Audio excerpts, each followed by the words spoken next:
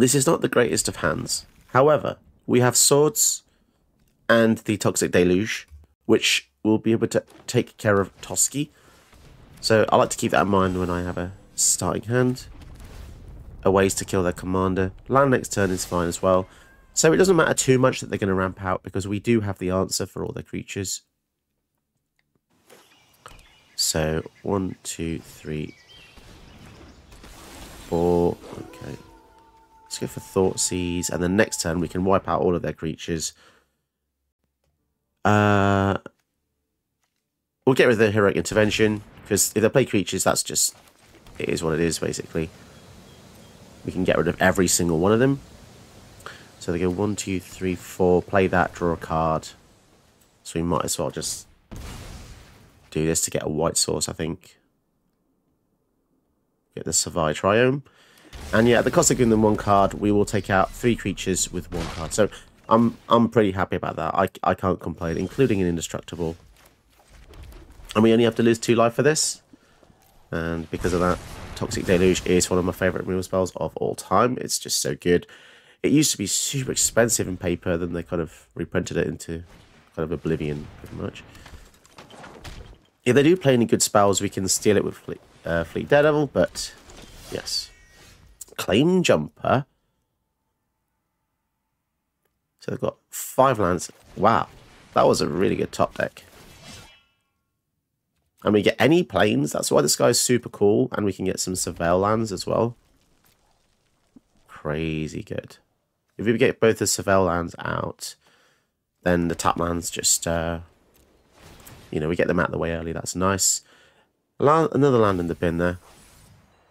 And another land in the bin. Okay, nice. Sadly, we can't keep white up. But next turn, they're going to go for Toski. They might choose to attack. If they get a 6th... oh, Thrashing Brontron. They've got a lot of stuff to take care of, arts and enchantments. Nice. And this is a mercenary too. Wow, Wrath of the Skies. We can just clear the entire field here. Which I think we are going to do. So we want to pay... how big is their biggest thing? Brontodon. 1, 2, 3.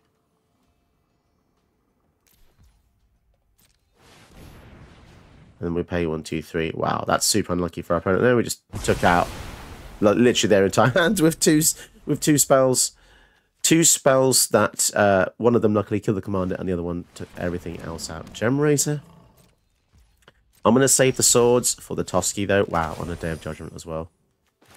You know what? I think I'm just going to use this because we want to be able to establish our own creatures soon. Oh, brutal. How to destroy Toski. Take out all of the creatures and Toski. I guess that's how to do it. Hello, welcome to today's deck. We're looking at Assassin's Green, an Olivia Opulent Outlaw deck. Focus on the Vampire Assassin. She's got a lot of interesting abilities. Flying Lifelink on a 3/3 body is already pretty good. Whenever one or more outlaws you control deal damage or play, create a treasures. Outlaws are assassins, mercenaries, pirates, rogues, warlocks. It's a lot to remember, but luckily Arena has reminder text. And you can pay 3, sacrifice 2 treasures to put 2 counters on each creature you control. So you really want a surplus of treasures in this deck. I originally kind of wanted to build it as an Assassin trial build, but sadly, because the Assassin's Creed set isn't in Arena, we don't have much of the Assassin support, so that had to go by the wayside. Instead, we're just going to go with loads of cool outlaws, and a few outlaws that actually also make treasures, so we're going to get double duty out of this. Pirates, such as Captain Landry Storm, create treasures. Chemichel is a pirate that makes a treasure. Zorn gives you double treasures, basically. Laughing Jasper Flint lets you play stuff from your opponent's deck, equal to how many mercenaries you have. Very similar to Rakdos the Muscle, but you have to sacrifice one of your creatures with his ability to then play stuff from your opponent's deck, and he's also a mercenary. We've got Revel in Riches, which can just straight up win you the game if you've got loads of treasures. 10 treasures wins you the game you not keep. Blood Money destroys all creatures, and you get a treasure for each non-token destroyed this way. So lots of really sweet treasure support, even creatures that aren't outlaws that do make treasures, because Magda is still good, despite not being, you know, part of the outlaw society. And yeah, this deck's actually really fun. I didn't expect it to be this fun. The ability is a bit crazily intensive, because you can. This kind of says 5 mana, But it says 3 mana sack 2 treasures, so you're going to want to be making a lot of treasures, essentially. And if you don't, then I guess you'll just have to rely on the rest of the deck. You could put an Anointed Procession. However, I don't know, I just felt it was a bit too risky. I'd rather rely on the power of creatures and outlaws. And this one's pretty cool, by the way. It gives you other outlaws haste. And when it comes in, you get 2 mercenaries. So when they all hit, they can help you get treasures. But annoyingly, it says 1 or more outlaws. So if you hit with 10 outlaws, you're still just getting 1 treasure. So it's very restrictive. But nevertheless, if you make her a 5/5 flying lifelink, then a 7/7, 9/9, she's going to get out of control. And she's pretty cool. She's a bit vulnerable, no protection built in. But let's see how it goes. I like decks like this. It's like 4 tribes in one. It really counteracts the difficulty of making a tribe deck, because normally that's 1 tribe. But with 4, it makes it a bit easier. So hopefully they continue in this vein, pun intended. And let's get into the gameplay today. Huh. What is it, Otacon? Hey, Snake, have you thought about getting some more subs and some views? Yeah, we could do some new subs. How are they gonna do that? Yeah, you can just do that below. Go ahead and click like and subscribe below. We're going against Poop Train and his Sovereign Okinek Ahau deck. Such a complicated name. I really feel bad for anyone with dyslexia or anything like that, because this is a handful to say, even for myself. So whenever it attacks, each creature controls power greater than its base power, but counters on the creature equal to the difference. People tell me this is good. I've never really been a fan of it. It's just a lot of hoops. Really is. But you know what? I've been killed by it before. I'm not saying it's bad for others. I'm just saying it's not great for me. I don't like abilities that hurt my head. I just think when you include the words power and base power in the same sentence, that's just like, oh. Okay, they're going to be super aggressive here. Night of Autumn. I'm thinking maybe we use Fragment Reality on the Mystic, just to slow him down a bit. The Stonecoil Serpent comes in and dies. Okay, so that means they're not going to get Okinek right here. It does mean we can also not go for the Raucous Theatre next turn. Halfling. Do we use the Helix on it? I'm not sure. We'll see. Wow.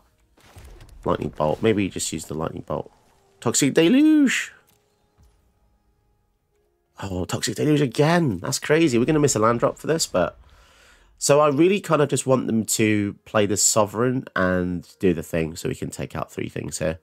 Even if they don't play the Sovereign and just play any old creature.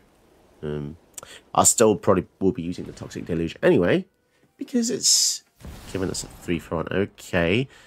So they've got mana up. I presume this is to give some form of hexproof. But if it's +2/+2, let's just see if we can eke out hexproof ability here or a toughness. No, okay. So if that's the case, let's go for black market connections. I'm going to be greedy, basically. I was just suspicious why they left that up. Maybe it was... I don't know. Hexproof from black. But then... No, I don't know. I don't know what that was, I'll be perfectly honest with you. But the other thing with the Sovereign is, if they don't have any power enhancers, then it doesn't do anything, And the War 2 is decent, but again, with Toxic Deluge, we can get around that. Deluge is just increased in power, really, since Ward has been on the uprise. So many more Ward creatures now. Okay, Clay Champion, they're going to put counters on here and here. So they attack, that means they get an extra counter on each, right? On every creature. Okay, cool. So I have to pay 8 to get rid of that as well. So that is going to sting. And we really can't afford to be doing this too many times. 5, 6, 7, 8. We're at 2. So we are going to die to our own black market connections. Unless we get Olivia out.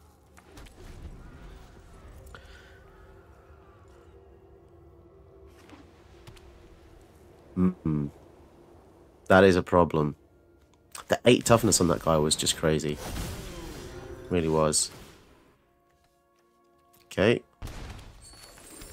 5, 6, 7. What if we did... How else can we survive here? The pest keeps us alive as well.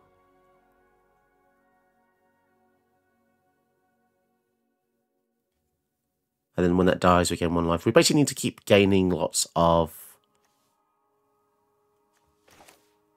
Okay, we'll go Callus. Right, this is incredibly risky, guys. But the Deluge had to deal with the 8-8. That is a hell of a lot of a boost they had. There's no trample here.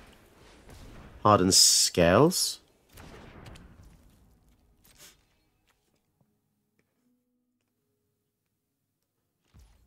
So they're not going to do anything at all. Right, so we have to just Helix them. Okay. And if we go for Vein Ripper, whenever something dies now, we're going to be draining. See what happens here. They can't really block it that nicely. And also the ward for Vein Ripper means that... Oh, interesting. No? Okay. So the ward for Vein Ripper means they have to sacrifice the Sovereign in order to target it. And if they use a board wipe, then we get lots of stuff. Anyway, the Blood Money is going to be crazy whenever a creature dies. So if we use Blood Money and they've got lots of creatures out, we're going to be fine.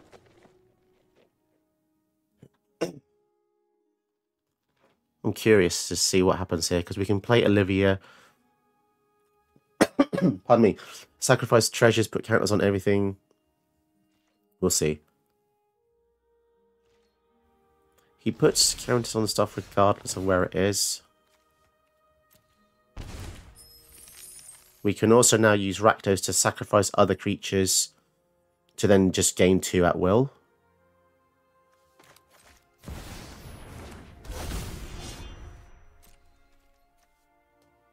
Let's just attack there. We've got the Rakdos to block now. The combination of Vein Ripper and Rakdos is mind-blowing here. We can sacrifice any other creature to just basically drain 2.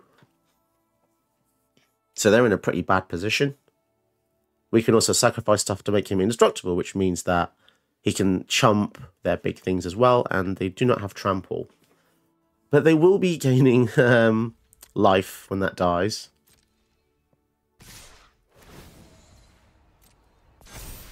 12, 12. They're going to be getting a lot of life if that dies. Let's see what happens here.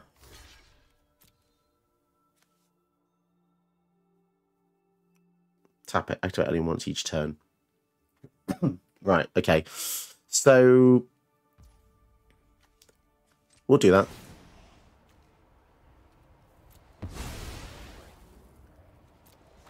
Does that mean we win on the swing back then? Because we can just go 12 flying over the top with extra drain. Because actually, we don't really want the Conclave Mentor to die, do we? Because if that dies, they actually gain life. So they board wipe him. Yeah, wow. We actually came back with 1. That's pretty unbelievable that we managed to do that. Just, I guess, moral of the story is to stay calm and see what you have. Even with the Black Market connections on the stack, you can use Lightning Helix before that resolves to give you 3 more turns, basically, which is pretty useful. And yeah, Vein Ripper and Rakdos, what a sweet synergy. But anything that sacrifices, really, and Vein Ripper. But yeah, makes opponents' board wipes very ineffective when we have it out, basically. Nice, this is a cool hand. Just combining things together that we don't normally see, which is lovely. Start with a tap land. Board Robber makes treasures. Bank Job makes treasures. And Revel lets us win when we have treasures out. So, some cool things until they thought seize us, of course, which is not the best thing, but... Right, let's start with a Horde Robber. A Rogue,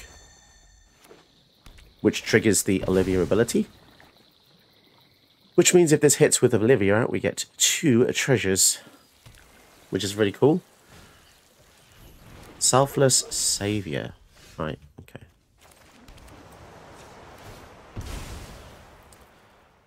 Let's see what we can do here then.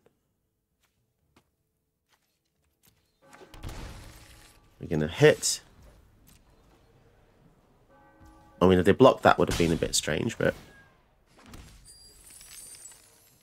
maybe we go for bank job. And then save the money. Because we kind of want to keep it for blood money, right? All our treasures. Treasures for now. Considering that Anna Kennerud is going to clone stuff all the time, might be useful to see what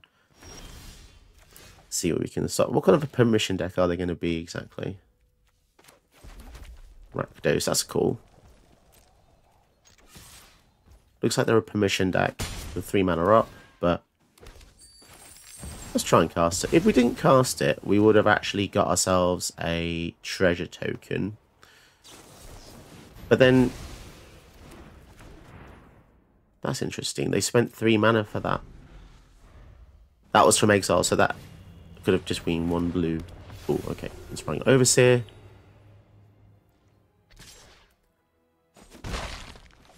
Right, 5. Maybe we don't want to start casting stuff. We'll see. We'll see what happens. Little push. We'll go for Olivia. So now we hit with the Horde Robber, we get 2 treasures, which is kind of cool. So many synergies going off here. It's funny how the opponent only looks at the bank job now, after 3 turns of it being on the field. It's interesting.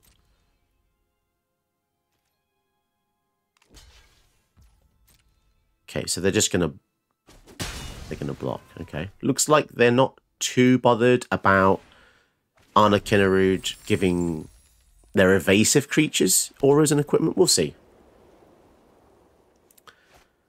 Here they are. We have the kill spell with the Fateful Absence. So the ward is discard a card. That's not too bad. I've seen far worse wards. The only issue is we're going to have to use the Fatal Push here because otherwise we're going to use even more in our turn. But we're going to get it back anyway. So. Okay, so that's phase 1. And it's another creature. Nice. And a sack effect. Well, that's actually just better, isn't it? Because then we don't have to discard anything, in fact. Oh, this feels so cheeky. Gonna get 2 treasures. Let's hope they don't have a way to destroy all artifacts and enchantments. Because that would be very sad. Lots of treasures.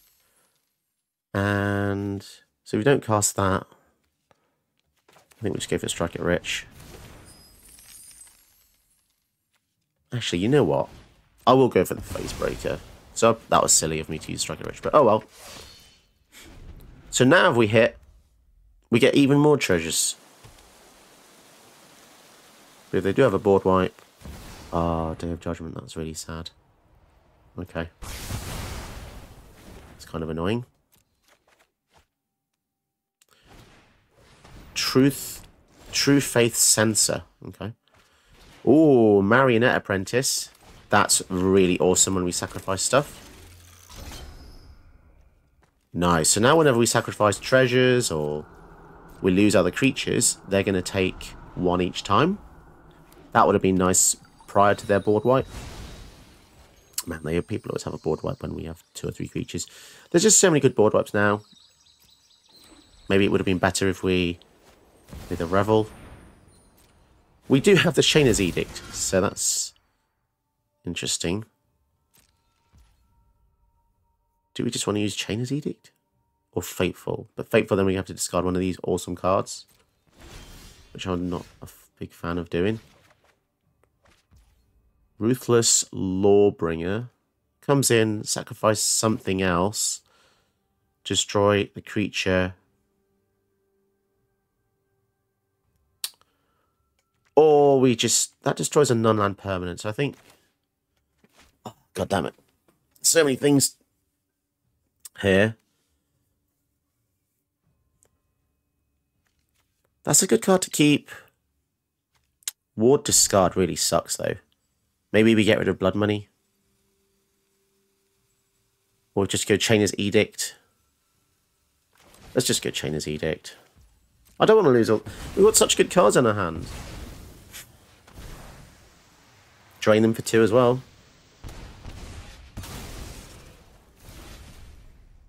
Okay, that's going to make it really difficult for them now. As long as we can keep them off Arna Kennerud, we should be fine here. And if they use another board wipe, then so be it. This is strong, but okay, looks like they might have. If they have another board wipe, then they have an awful lot of them for a deck that cares about having their own creatures. I say an awful lot. They've only used 1 so far.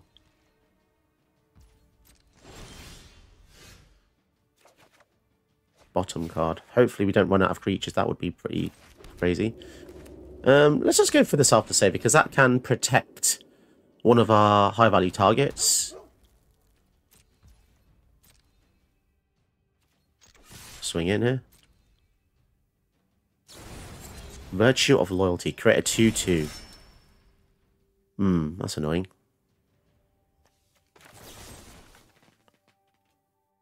And they've just held priority. Okay, fine. Seems a bit pedantic to do it right there. But you see, now I'm really glad I kept the Ruthless Lawbringer up, because this can deal with the Virtue of Loyalty. Oh, come on. Waiting for server. No! I'll never know what happened.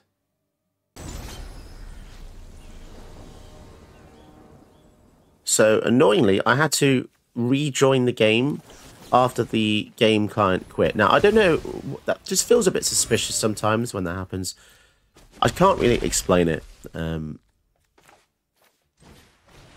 It's just a bit strange. It takes me back to the times when I used to play Halo 2 a lot on Xbox. And when you're about to win a game, someone would do something called standbying, which is basically taking an Ethernet cable out of the router or modem and then putting it back in. And it just felt, and that used to give people an advantage. It just feels like in some games that happens here, but I have no idea. It's just completely anecdotal, but it's just weird. Dark Ritual, Blood Money. For each non-token creature to create a tapped treasure token. I guess we do that. Or we can give the Marionette Apprentice protection, I think, as well. Let's do it. Let's do this. It would have been a real shame to lose this footage in this game because I was doing pretty well. There's some cool things going on.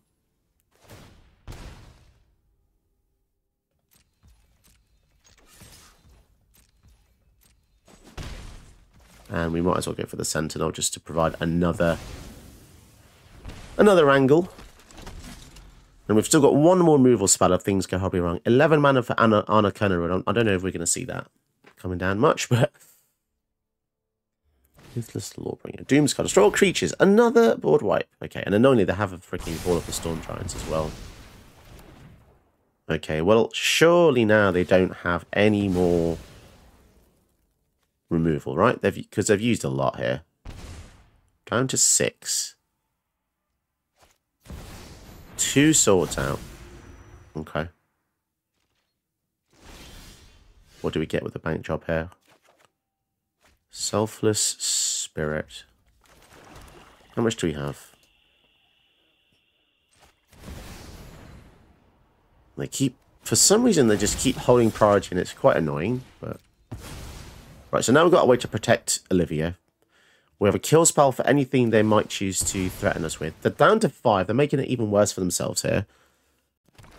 So much full control to be being had by our opponent and other suspicious things.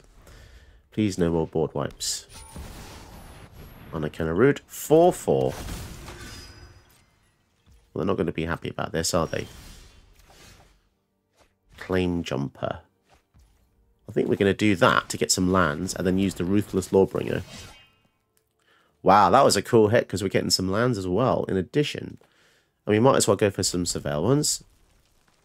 Beautiful. +2 is a big difference. It means we can cast Olivia very easily once again. Feed the Swarm. I'll keep that on top, actually. I do like that there. And then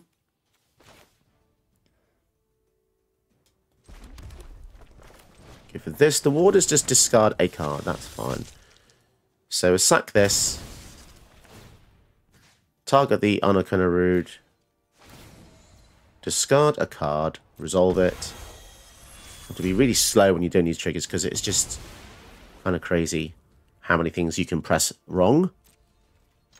And swing in for 5. Oh, perfect. Damn, I'm really glad I can finish that game because, yeah, sometimes you just disconnect. It could have just been a simple disconnect. It's just the timing is almost always when I'm doing well. But yeah, Arena's got a nice way of letting you rejoin the match if it's within a few minutes. So that's a good system, especially if you just, I don't know, if your wife took your Ethernet cable out your router because she was in a bad mood with you for no reason. Did you know that you can help my channel by watching another one of my videos? Go ahead, you know you want to.